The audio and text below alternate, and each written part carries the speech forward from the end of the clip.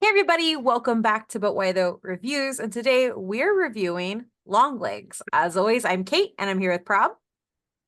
Hello. And yeah, we're going to talk about Osgood Perkins' most recent film and Nic Cage's most recent film too. The synopsis is pretty simple, or I'm going to keep the synopsis pretty simple because I don't want to spoil anything. The film follows Lee Harker, who is an FBI special agent who is tasked with finding a serial killer who is behind ritualistic murders. And doing so, she ends up finding a whole bunch of culty clues, puts them together, and something very devilish comes out of it. What were your expectations for Longlegs before you went into the theater? Well, I'm a medium fan of Osgood Perkins. I think like I like Black Coat's Daughter. I think he's a very interesting filmmaker, and also the whole Hollywood lineage. He's Anthony Perkins' son, so that kind of hype is there. But the main thing really that drove the hype is the Gonzo type of marketing that Yeah. Neon did. I've never like it's rare you see that much steam like put behind a horror movie, and I think that's kind of driven the movie. And even now, like they're putting out stuff like that's like, oh, Maika Monroe's heartbeat was so high when she watched the movie. It's like, yeah. So I think that all added to my interest in the movie. But I kind of, both of us, we watch a lot of movies and we know when to temper expectations. So Yeah. it was definitely, I would say, above average for most horror movies, but you know, still understanding where it could go wrong. Yeah. I came in with like not a lot of knowledge because I actively tried to stay in the dark about it for as long as I could because I was like one of the things that I have not liked with recent marketing, not just for horror movies, but like everything, is this they either sell you something completely different than you're gonna get, or they tell you everything right then and there. And I like being Exactly. scared. I love horror movies, and I was like, I'm gonna let this go. I saw like a few of the marketing things, like the phone line I saw, and then I saw like the little press kits, I guess they gave people. But outside of that, I tried to just stay away from everything. It after I watched it and went back, it kind of looked a lot like the Smile promotions. Do you remember when they had like Mhm. people show up to baseball games? Which I think is Yeah. really interesting. That being said, I love Osgood Perkins's visual style. And I really loved Black Coat's Daughter, and for all its faults, I really did love Gretel and Hansel. Um, but I also like kind of had tempered expectations going in. And what was weird was as I was waiting to get a drink before I went into the theater, like the PR person was saying that it was so scary and he wasn't going to watch it with us. And people were like, I heard this is the scariest movie that's coming. And that kind of set me up for something different. I wasn't mad with what I got, but the way it was talked about set me up for something entirely different. And that's kind of like as we go into like what we liked, outside of my expectations, what I really liked was kind of the restraint with a lot of the jump scares. There are a couple. I thought there were a couple. I think there are more than a couple, only because of the way he uses filters and transitions on some of the shots where you kind of question yourself as to whether or not you saw something there. And I appreciate that. Um, and I appreciated the way that like the lack of something happening made me feel more suffocated by the atmosphere that he was creating than if he had had something pop up behind Maika Monroe's Lee the entire time. Because there's a lot of shots like when she's in her cabin and you can see it's framed like you would a shot that's going to have a jump scare in the background. You can see the open doorways or you can see the windows facing her, and you keep kind of waiting for something to come, and it never really does, but the architecture is doing that kind of like oppressive atmosphere to kind of get you tense. And I think that that is something that Perkins does very well is he builds his sets and architecture to tell the story that he wants. I'm sure it can also go down the negative route too as we keep talking, but like there's a lot of investment in visuals that I had a lot of appreciation for. because I'm kind of tired of having everything thrown at me constantly. And I think that that was what I really liked and how he did it. And it's weird because I do feel like that's very out of sync with a lot of the press material stuff and the marketing that I've now seen from what they've been doing. Like the marketing seems almost like way extra, and I feel like the film is quieter than that. Like I think it has big Mhm. visuals, but I think it's a quieter film. I don't know if any of that makes sense. Yeah, you're right. Like the marketing kind of pushes it at this movie that's going to be like overwhelming and kind of encase you in that type of constant kind of gonzo stuff that's Yeah, happening. But the movie, no, it takes its time. It builds tone. Um, yeah, that's what it's doing. Now, I think I'm very, very much in the minority on this film, especially as I got out of my press screening. I mean, every single person I talked to loved this movie, yeah, really enjoyed it, and they all thought that I was trying to be like this kind of annoying contrarian when getting out. Like everyone was against me, but I'm holding my own, and I really like. I have to admit, I did not like this movie. yeah. I really did not enjoy this movie, just because I feel like it's two different movies happening, and it's a That's fair. result of it's a result of Cage. I mean, Cage is at the center of it. I feel Cage is the most entertaining part of this movie for me, but then also he's the reason why this movie doesn't work as well Hmm. for me.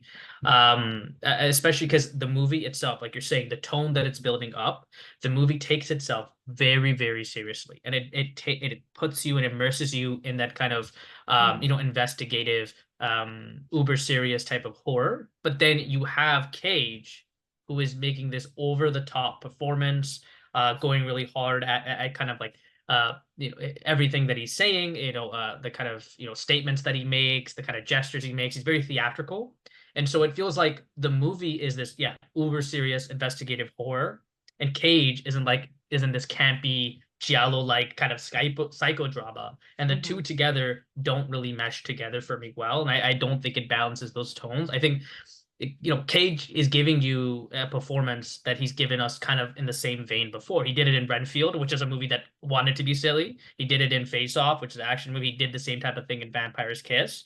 But and he's doing the same exact thing. But why is it going to make it scary now, right? And I think it had the very opposite effect. I became that person that I hate seeing at horror movies who laughs at everything, but Yeah, I laughed at every single moment in this movie. I was laughing at it, and I was never immersing myself in the central mystery there, and a lot of it is due to just Cage's very theatrical yeah, performance, and the way he kind of introduced it. So especially when he, some of the lines he says, the kind of gestures he makes, kind of saying "Hail," this kind of biblical entity. yeah, I don't want to spoil it, but it made me laugh. I laughed. I yeah, wasn't terrified at all. And yeah, I hate to be that type of person, but I laughed a yeah, lot, and I love horror, right? And I yeah, think, yeah, it's a tale of two movies.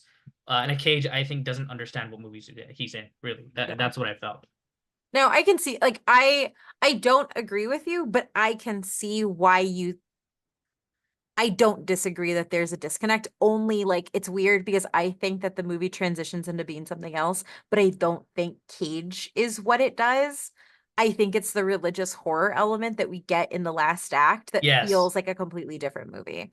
I like the swerve there, but I there are a lot of tones going on that I do think there is a little bit of reining in.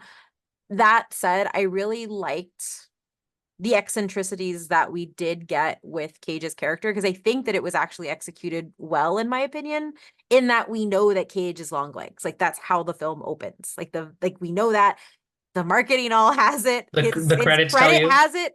Like Yeah. and so I think to be able to build up an atmosphere of not a who done it, but like how are they going to catch who done it? That is something that I really like in these investigative thrillers that can border on horror. So I do think that it works for me primarily because I do think the eccentricities that we get with Longlegs is what we get in other investigative thrillers. You get it with the types of kills that you see in Seven. You get it with Buffalo Bill. You get it with Hannibal Lecter. You get the eccentric killer in everything. And I think for me, I don't disagree that he's pretty much doing Mandy is what or not Mandy, a Color Out of Space. That's what I thought was he was Mhm. doing the dad from Color Out of Space. But I think the investment in the makeup for him is what makes it off to me because I wasn't necessarily responding to the cageisms that we got so much as I was responding to the uncanny nature of the facial distortions that we had. And I think it's because what we have in his makeup is like it looks like plastic surgery gone wrong, essentially, like dude trying to be a doll, maybe. Like, and I think that it was the visuals that sold it for me, where the hand movements just felt creepier. And I don't know if it's just because I'm like that solid mark for somebody who loves an eccentric killer. Mhm. But Yeah, I mean, I was gonna say I'll be devil's advocate, but I'm not because I feel what I'm yeah, saying. But what I yeah, would say is that again, this movie is one that who wears its influences on its sleeve, right? You have yes, Seven, no, you have 100%. Sounds of the Lambs. Now, Cage's character, who kind of creates things and is using his creations in a very kind of evil way. You see a direct parallel there with Buffalo Bill, right? In Yeah. Silence of the Lambs. But why Buffalo Bill was terrible is that his eccentricities were um never entered the realm of kind of outlandish. They Hmm. had this undercurrent of real darkness to them, right? And he was Yeah. one who he never went all out with its weirdness. He was Hmm. weird, but there was a grounded level to it. Here, Cage is not even in the same like world or ballpark Yeah. that the See, tone and and the I movie that it's disagree taking for though. Like me. I think the Yeah. moment in the hardware store is where you Mhm. see it and how it plays out when it's not just him by himself. Like having him play opposite of something. Like that should like if you're working at a hardware store and somebody goes like does like I would freak out. Like I would genuinely freak out. And I Yeah, and but the maybe character doesn't in the scene though. no, yes, yeah, because she just calls her Yeah, right. dad. But that's Yeah. also a smart thing to do. To just please call the other adult that is on the premises with you. But like it doesn't. I don't think that that undercuts what he's trying to do. In my opinion. That said, now that I'm thinking about it, I do think if he didn't do, if his voice was not as at 11, like it always is every time he talks in the movie. Mhm. I think he could have landed more of what's going on, which goes to your point of like he does not know the atmosphere that he has to reflect. Because I think the strongest he is when he's sitting in the basement. And when you're watching him on the television screen. Those are the two Yeah, moments I think that he hits the exactly. most. And the movie, what it does, like we were saying, like when he's at 11 each time. And so when the movie is getting to a point where it's fostering that type of atmosphere, Hmm. the moment Cage opens his mouth and speaks, all of that tension is undercut for me. I'm like, ah, there you go, That's fair. relief. He's doing his silliness again. There you go. I can Yeah. breathe again, right? Yeah. And I think it kind of undercuts it. Whereas in other influences, other movies that had, when those big bad showed up, it doubled it up for me, Yeah. right? Increased it. Here, he undercuts the tension of the That's movie. fair. And I think, and I just wanted to ask you, like, do you think the movie at times is being intentionally campy, or do you think Yes. that? See, that I I think believe it it is. is. There's this really funny line, right? And I laughed at it, and a lot of people laughed at, where a character mentions that a character worships the devil, and she says, "Oh, he worships the devil," but unfortunately, that's allowed in the United States of America, Yes. right? Like I thought I that was laughed, funny. I laughed, I laughed out loud too. But in that moment, I was thinking, I know the movie's doing it intentionally, but I don't find myself laughing with the movie. I find myself laughing at it because the Hmm. movie takes itself so seriously that when it Yeah. does those kind of it kind of dabbles its toes in kind of campiness schlock. Those moments appear more awkward and stilted than they do kind of Yeah. campy, and I find myself laughing at the movie, Yeah. right? So And I was like the like opposite. I saw it as reflecting what happens when serial killers get to go loose because it is always those moments where it's like, we have all this evidence, but we can't really do anything because it's not wrong. Like from like the true crime side of my brain, where like that's what I saw, exactly. and that's why I was like, oh, that's funny. Laugh with it, not at it type thing. Um, Yeah.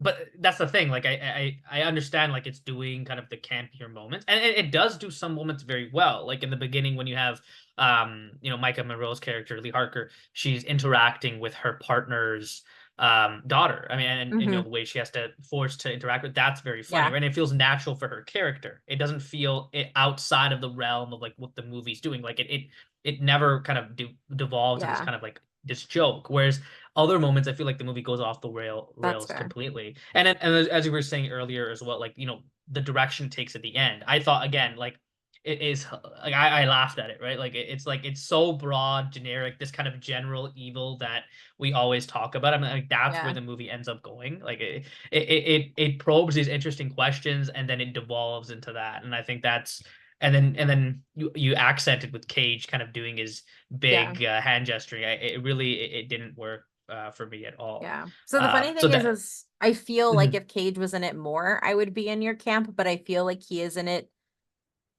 so little that it doesn't affect anything for me. Because I think the opening where you just he drops down and like it's a blurred face and you slowly see more of the face as it goes. I think that that's why it feels grounded to me and why it is something where I'm like, no, this does work. But I can easily see a cut of this where they added in like one more Cage scene for me and then it even lost me. Because I do think the voice at the level that it is at is probably one of those things. I do think that some of there's chaos that's happening in the last act where I don't think it's executed as well as the first two acts of the film. And Definitely. I think because I love this movie, but I love this movie while acknowledging that there are some parts about it where I'm like, oh, I don't know if that was actually the best choice. And the last act, it does this thing where it has a lot of impact, but then it keeps going and it kind of loses that impact. And I'm just like, oh. Yeah, And then it kind of devolves. And I think that that's what exactly. sucks because I do think that like I really enjoyed it, but I can see the like when you're talking, I can see the places that you jumped off because I'm like, oh yeah, no, I get that. That And makes I and sense. I and I don't want to sound dismissive, but Cage is like awesome. Like he's Yeah. really fun in this movie, and I think he's great. I just hate that he's in the wrong movie. Like I Yeah, don't think no, he that's fits fair. this movie at all. Like imagine if you saw this character in like an Argento movie. That would be awesome. Yeah. That would be Yeah. hilarious. But no, he's in this super uber serious movie that he ends up undercutting. Like Yeah. his scenes are like super entertaining, and especially when he's interacting with these other characters. But Yeah. the goals of the movie I think are undercut there. And then No, that's fair. moving past Cage's book because he really is a supporting character, and looking at just like what Perkins is doing with the film visually, I think the movie is very interesting at points, but I again I was not a fan of just the drab, bit desaturated kind of Hmm. Netflix filter that's on the movie. I use that term like you notice a lot of movies and thrillers come out, they all look the same, that Hmm. desaturated, glossy, polished look. And I feel like this movie needed more rough edges. Like I wish visually it looked less clean. It looked grimy, it looked murky, it looked kind of dirty. It looks too polished and desaturated for me. Yeah. And anything more than that type of visual approach to it made it more drab and kind of numbing for me than anything Hmm. eerie or chilling. Yeah. That's the way it worked for me. I was kind of like emotionally checked out really fast just because of the visual style Yeah. of the movie that it was going through. But I Which guess is I'm in the minority there. I think as well. well, it's funny because like I don't disagree that it's desaturated and I would describe it as sterile almost in like how perfect a lot of the lines are and how perfect a lot of the cookie color cutter elements that are and how purposeful everything is. But the fact that it's a sterile set makes it extremely cold. And I like that coldness because that Hmm. coldness feels bitter when you look at it. It's almost like everything feels too set up, everything. And that for me makes me more uneasy and uncomfortable than if it was like, okay, cool, you're going into like a grimy killer pit. Like that, like it's a grimy Hmm. killer pit. Um, I actually think the more that I sit with this movie, the more it actually reminds me of The Cell, which is like Jennifer Mhm. Lopez's one good movie. I mean, her rom-coms, I watched a whole bunch of them. Those are fine. But it's like her one Gigi good is serious movie. Oh, Gigi is don't scarier than anything this movie does. you're not wrong. But that's just that's an atrocity. But it reminds me a lot of The Cell, where once you're in like the alternate plane, everything is very cold and calculated and perfectly placed. There isn't a color out of place. There Mhm. isn't a line out of place. And there's something about that directorial style, and I think it's because I came to that movie like way younger than I needed to, that I think that for me, the fact that nothing is like I think it should be is what sells it for me and makes me Mhm. more untrusting. And being untrusting in that situation is what keeps the tension ramping up for me. Because when the situations do get messy in the movie, the messiness that's happening is directly showing like that end result that we're getting to, and then it snaps back to being very pristine. And so I think it makes those moments of violence stand out more. But I also do really love that style that he has, because this is a style that he had in Black Coat's Daughter. It's a style that he's had throughout his like filmography. But I do understand that right now that is also a style that a lot of people are latching onto for the first time from a lot Mhm. of those films that you're talking about. And Exactly. so Yeah. that's not lost on me. I just think for me, it's almost a disruption of expectations by having everything be so cold and perfect. And I think that that's why I like it and it works. Which I think is weird because like I disagree with you, but I don't disagree with your statements. If Yeah. that makes sense. It's kind of like I Yeah. saw the exact same things. I just had a different emotion Exactly. Like reaction to the it. reaction the movie gives you is different, right? Like for you, like I was saying before, right? Like the effect that Perkins is going for is this eerie, chilling, detached Hmm. type of lens. And that's exactly what you got out of it. For me, I was numbed. Like I was Yeah. numb. I didn't feel anything. Like Yeah. that's what it was doing for me. And the thing is, when I did feel something, it was when Cage or something bombastic was happening, and that's Yeah. not what the movie was trying to go for in my Exactly. end, right? So Yeah. that it kind of the jarring tonal juggling is not what really Yeah. works for me. So yeah, I mean, and again, like I hate being that person that laughs at horror movies. Like I remember, showing my sister The Exorcist, and she laughed at it the whole time, and I was so like mad, I was so pissed, right? And I was Yeah. terrified of this movie, and I was like, you know what, those are just like people who just like want to make fun of everything, and I became that person watching this movie, and I was like, was my sister onto something? Like really? Like was No. she right? No, and I think that I think that's like the important thing to take away from like cinema as a whole and like our work as critics too is like ultimately they are subjective experiences regardless of how somebody makes like the intent doesn't matter because all that matters is how you take it and how you see it and how Exactly. you interpret it through your lens. And I will say like you may have been in the minority in your theater. You would not have been in the minority in my theater. I think like two of us liked it in my press screening. Um, Oh and man. they kind of had like the same thoughts that you did. I know one of them thought that it wore its inspirations too much. And I don't disagree entirely in that they're very overt, but at the same time, I think that it's perfectly okay to execute something. Well, I thought it was well. You obviously don't think it was well, but I do think it's perfectly okay to take tropes, use them, tell your own story with them, and not necessarily reinvent. And I think that that's kind of what this does. I do think some people will be let down when they come to see it, given a lot of the hype and given an expectation of subversion. And that's not what we get here. It's not subverting really any of the foundational Mhm. pieces of investigative thrillers or investigative horror or even religious or satanic horror ultimately. And so I think that that may work badly. The only thing that like I would say I really don't like is now that I've watched it, I really think the marketing has set this movie up to fail because I think that it has pitched it as this extremely scary, extremely unnerving film, and it is not that. It's a Yeah, slow burn. it's Like a comedy. it's not a I'm kidding. I'm comedy. kidding. I'm kidding. I'm Whether kidding. it's a comedy or a slow burn, you're not gonna get it. You're not gonna get that intense fear. You're No, just not. yeah. Because like I felt Uh, something deeply. I was deeply unsettled, but being deeply unsettled is not the same thing as being deeply afraid.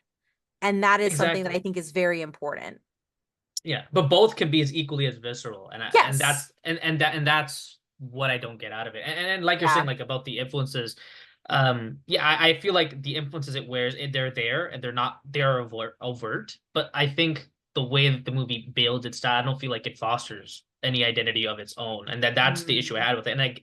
And like the overt influences that it's using, in addition to like the tonal misjuggling that's happening, I feel like the movie really struggles to build an identity for itself. Yeah. And that's what I feel. And like my tagline for the movie would be, and I'm not sure, I think you wholeheartedly agree. I would say all aesthetic, zero bite. That's the 4 words that I had when I came out of the movie. Yeah. I think there's bite to it. Here, okay. It's a gum. It It's a is gum to it. It's no, gums. I think it's chewy. Okay, Okay, let me explain. So I'm interested now. I think that this movie has teeth and I think that it bites, but I don't think that it's sharp enough to just bite. Like I think that it has to like kind of gnaw its way through what it's doing. And I think it gets there, which is why I like it. But I don't think it has the sharpness that it kind of needs. I also Mhm. understand that I have been like really, really wanting investigative thrillers again because it is the one type of propaganda I'm okay with. And I Yeah, also understand that that's like I was a mark for this 100%. yeah. And, So and it's exactly the same issues that I had with Maxine as well, where I thought the yeah, movie was all evocation and zero provocation, yeah, right? And that's what it is. yeah, Yeah, that's what I felt about it. But you made a very interesting point, and I was actually thinking about, we talked about it a little earlier today as well, and I was thinking about it a lot.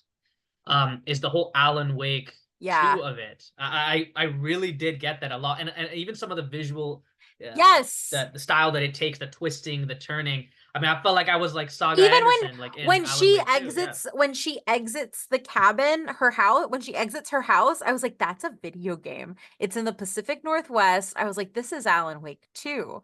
Now, I do think exactly. Alan Wake 2 is better than the movie, but Oh, definitely. That but I'll agree. Now this that's a movie that that's a game that knows what it is and holds its exactly. style fully. Yeah, and it Yeah. pushes itself past it, which I guess is like the one thing is like I do think that I think that Perkins takes shots with this movie or takes swings at this movie and it keeps swinging, but I do think that sometimes it misses the ball.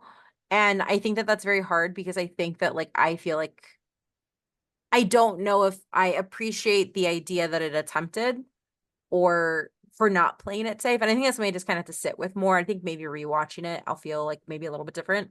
Um do you like I think that people should watch this movie and kind of like I'm Mhm. interested to see what people's responses are because I do actually think this right here is a good representation of what's going to happen when somebody watches this movie. Like you're kind of going to be in two camps and I don't think Perkins's movies in general allow you to like be in a middle space. I think you're kind of one or the other just with how like his aesthetic is. So I'm interested to see what other people think. So I think people should watch it. Do you think people should watch it? I have a two-part answer to this. Okay. No, if you're looking for a great horror experience. No, don't go see it. It's not it. I'm sorry, buddy. Yeah. But if you're looking for an awesome, fun, hilarious Cage performance and just some awesome bits of campiness that you're going to laugh at, like I would say, go show up to this movie drunk. Just do that. Show up to this movie buzzed, drunk, awesome time. So yes, if you're looking to shoot the shit, do it. But if you're looking for something serious, no, Yeah. don't. Yeah, I will say don't go in expecting the best horror experience of like it's not the scariest movie of the year. That goes Comedy of the to year, though. I'm kidding. I'm kidding. you're killing me, sir. Well, Prob, where can people find you? Yeah, you can find me on Twitter, Instagram, at my name 96, Breb 96, and then find me on, if you want to look at my reviews, they can search up my name Rotten Tomatoes.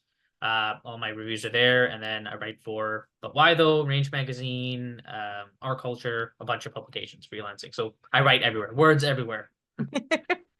And you can find me at Oh My Myth Randier. My written review for Longlegs is in the description of the video. I still do this. I don't know if people do this. Maybe that tells people how old I am. I don't know. And you can find butwhythough.net. We're dope. We do a lot of film. We do a lot of TV. We do a lot of video games. Yeah, that's it. And I need to hit stop.